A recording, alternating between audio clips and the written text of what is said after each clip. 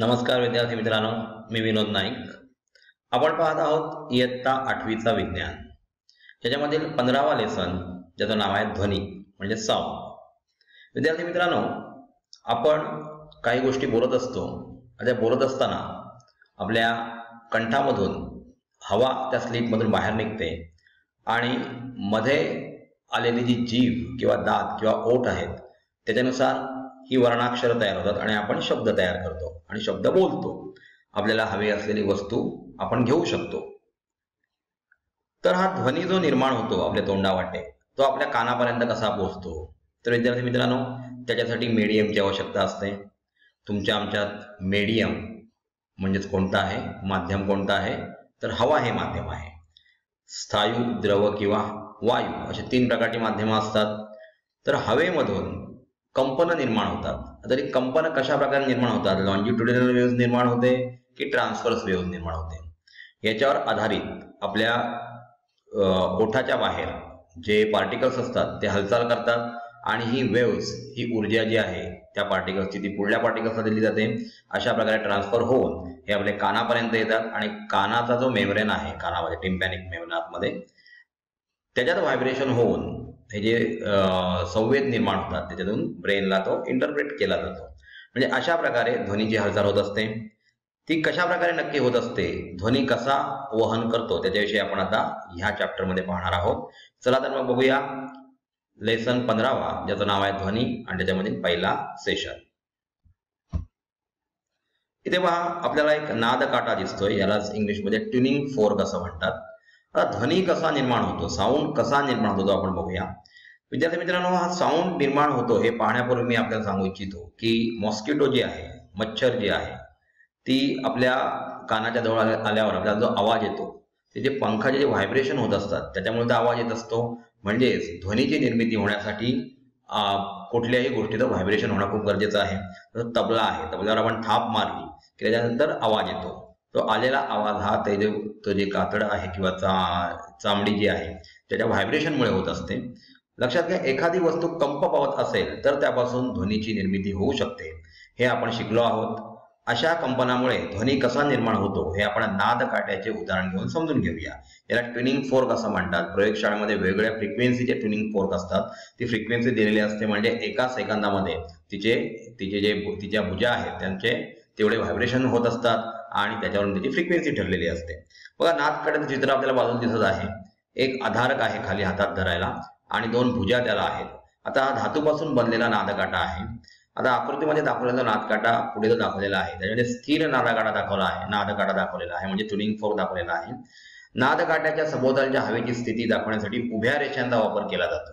म्हणजेच नादकाट्याच्या भुजा ज्या आहेत त्या बाहेरच्या बाजूला आल्यानंतर प्रेशर निर्माण करतात, कंप्रेशन निर्माण करतात म्हणजे संपीडन निर्माण करतात आणि तिथून ती ऊर्जा पार्टिकल्सची पुढे गेल्यानंतर तिथे विरलन तयार होतं म्हणजे रेअरफॅक्शन तयार होतं. आता इथे बघा, इथे उभ्या रेषांमधील अंतर समान आहे. याचा अर्थ हवेतील वायूचे रेणू एकमेकांपासून सरासरी सारख्याच अंतरावर आहेत. आता ह्या ज्या डायग्राम आहेत त्या आपण पुढल्या स्लाइडमध्ये पाहणार आहोत. त्याच्यामध्ये ABC अशा 3 ठिकाणी आपल्याला त्या हवेची स्थिती दाखवलेली आहे. चला तर मग पाहूया ट्युनिंग फोर्कच्या साहाय्याने ध्वनी निर्मिती कशा प्रकारे होत असते. इथे पहा अ, ब आणि क याच्यामध्ये ट्युनिंग फोर्क ठेवलेला आहे. याच्यामध्ये कोणतीही हालचाल नाही, त्याच्या भुजा स्थिर आहेत आणि म्हणून त्याच्या बाजूची हवा जी आहे त्याच्यामध्ये कोणत्याही प्रकारचा दाब निर्माण झालेला नाही आणि म्हणून ABC असे 3 पार्ट केलेले आहेत. ते तिन्ही पार्टमध्ये सेम अंतरावर काय आहे तर ती हवा आहे.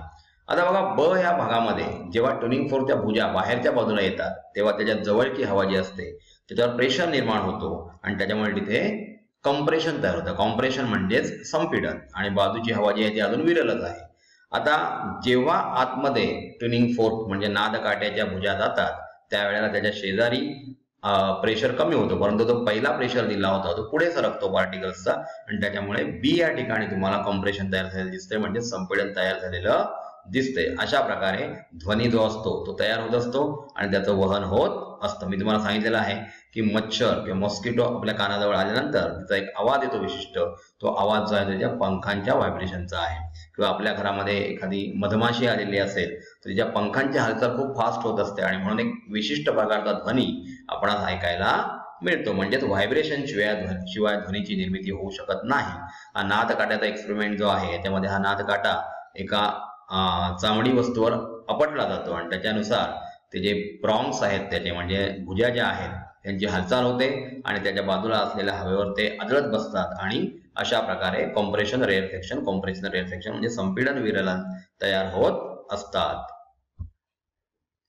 इथे पहा त्याचं एक्सप्लेनेशन मी तुम्हाला देतो परत एकदा. आधाराच्या मदतीने म्हणजे आपण हातात पकडण्यासाठी घेतलेला आधार आहे तो नाद काटा कडक रबरी तुकड्यावर आपटल्यावर भुजा कंप पाहायला सुरुवात होते आणि म्हणजेच त्यांची मागे पुढे अशी नियतकालिक म्हणजे पिरियॉडिक हालचाल सुरू होते. या हालचालीमुळे काय होते ते आपण आता टप्प्याटप्प्याने पाहूया. आपण आधी त्या आकृत्या बघितलेल्या आहेतच. आकृती ब मध्ये बघा, नाद काट्याच्या भुजा एकमेकांपासून दूर गेल्यास भुजांलगतची बाहेरील हवा दाबली जाते व तेथील हवेचा दाब तुलनेने वाढतो. ते मी तुम्हाला ऑलरेडी सांगितलेलं आहे. आता आकृतीत हवेतील भाग ए ठीक आहे या ठिकाणी अशा प्रकारच्या उच्च दाबाची स्थिती निर्माण होते. उच्च दाब आणि उच्च घनतेच्या या भागाला संपीडन किंवा कॉम्प्रेशन असं म्हटलं जातं. कंपनाच्या पुढील स्थितीत नाद काट्याच्या भुजा एकमेकांच्या जवळ आलेल्या आपल्याला दिसतात क या आकृतीमध्ये. आता भुजांलगतची बाहेरची हवा विरळ होते व तिथला भाग ए मधला हवेचा दाब कमी होतो. कमी दाब आणि कमी घनतेच्या या भागाला विरलन असे म्हणतात म्हणजेच रेअरफॅक्शन असं म्हटलं जातं. आता बघा आता काय होतं तर संपीडन जे आधी झालेलं असतं ते संपीडन स्थितीतील हवेतील रेणूंनी आपली ऊर्जा पुढील भागातील रेणूंना दिल्यामुळे तेथील हवा संपीडन स्थिती जाते. म्हणजे याचा अर्थ संपीडन कॉम्प्रेशन पुढे निर्माण होतं. भुजांच्या अशा प्रकारच्या सतत अतिशय वेगाने होणाऱ्या नियतकालिक हालचालीमुळे म्हणजे पिरियॉडिक हालचालीमुळे काय होतं तर हवेत संपीडन आणि विरलन यांची मालिका निर्माण होते व नाद काट्यापासून दूरपर्यंत पसरत जाते. याला आपण ध्वनी तरंग असं म्हणतो. म्हणजे ही जी साऊंड वेव्ह जी आहे ती निर्माण झालेली आहे. आता मी तुमच्याशी बोलत आहे आणि आपण हे ऐकत आहात याचं कारण की हवा इथे आहे आणि हवेमध्ये असे कंटिन्यू जसे मी शब्द वापरत आहे त्याप्रमाणे संपीडन विरलन होऊन हा ध्वनी तुमच्या कानापर्यंत पोहोचत आहे आणि आतमधील जो मेम्ब्रेन आहे पडदा जो आहे तो कंप पावल्यामुळे हे इंटरप्रेट केलेले ध्वनी आपल्या मेंदूला ऐकवले जातात आणि अशा प्रकारे ध्वनी तरंगातून निर्माण झालेला ध्वनी जो आहे तो आपल्या कानापर्यंत पोहोचतो आणि आम्ही काय सांगतो किंवा तुम्ही कोणाशी काय बोलता ते समोरच्या माणसाला कळत असते. इथे बघा हे ध्वनी तरंग कानावर पडल्यास मी सांगितलं त्याप्रमाणे कानातला पडदा काय होतो तर कंपित होतो. तुम्हाला माहिती आहे ध्वनीचं प्रोडक्शन व्हायला कंपन होणं खूप गरजेचं आहे आणि इथून हे संदेश मेंदूपर्यंत पोहोचवले जातात आणि आपल्याला ध्वनी ऐकण्याची जाणीव होते. आता पहा हवेत ध्वनी तरंग निर्माण झाल्यास हवा पुढे पुढे जाते की हवेचे रेणू जागत्या जागी पुढे मागे होत राहून फक्त संपीडन व विरलन स्थिती पुढे निर्माण होत जातो. आता असे का होते लक्षात ठेवा. दोन प्रकारच्या वेव्हचा अभ्यास आपल्याला करायचा आहे तो म्हणजे लॉन्जिट्युडिनल आणि ट्रान्सव्हर्स वेव्ह. तर ह्याच्यामध्ये लॉन्जिट्युडिनल वेव्ह असेल तर हा ध्वनी तरंग पुढे पुढे जातो आणि ट्रान्सव्हर्स असेल तर एका मध्य स्थानाभोवती ते वर खाली होत राहतात. म्हणजे कोणत्या प्रकारची वेव्ह आहे त्याच्यावर हे अवलंबून असतं. तर अशा प्रकारे विद्यार्थी मित्रांनो आपण ध्वनी निर्माण कसा होतो त्याच्यासाठी आपण नाद काट्याचं उदाहरण घेतलं. म्हणजे नाद काटा आपण जेव्हा एखाद्या कडक वस्तूवर रबरी वस्तूवर आदळतो त्यावेळेला त्याची कंपनं होतात.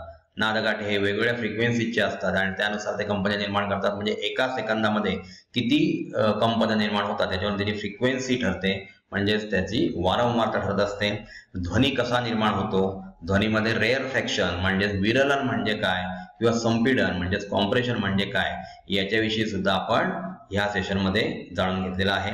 विद्यार्थी मित्रांनो AAS विद्यालय म्हणजेच एनी टाइम एनीवेअर स्कूल हे असं एक ऑनलाईन एज्युकेशनल ॲप आहे की ज्याच्या मार्फत आपल्याला 6वी ते 10वी पर्यंतच्या सर्व विषयांचा ऑनलाईन कोचिंग मिळू शकतं आणि हे कोचिंग आपल्याला समजेपर्यंत आपण ते ऐकू शकता किंवा आपल्या काही क्वेरीज असतील त्या क्वेरीज तुम्ही आमच्या तज्ञ शिक्षकांना विचारू शकता.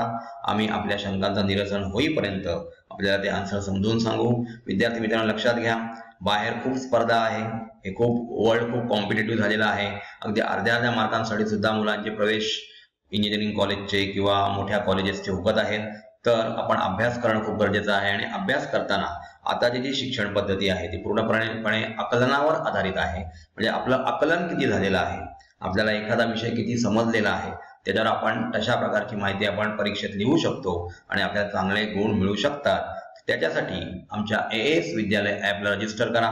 या ॲपच्या मार्फत आमचे तज्ज्ञ शिक्षक आपल्याला वेळोवेळी मदत तर करतातच, शिवाय आपल्याला जे क्वेश्चन पेपर दिले जातात त्याच्यातून जे काही आन्सर्स असतात ते आपल्याला समजलेले नसतील तर तुम्ही आम्हाला ते विचारू शकता. आपल्या शंकेचं निरसन आपल्याला या ॲप मार्फत केलं जातं. आपण ह्या ॲपला रजिस्टर केलेलं आहेच. आपल्या इतर विद्यार्थी मित्रमैत्रिणींना सुद्धा या ॲप बद्दल माहिती द्या, जेणेकरून त्यांचंही भवितव्य उज्ज्वल होईल. धन्यवाद.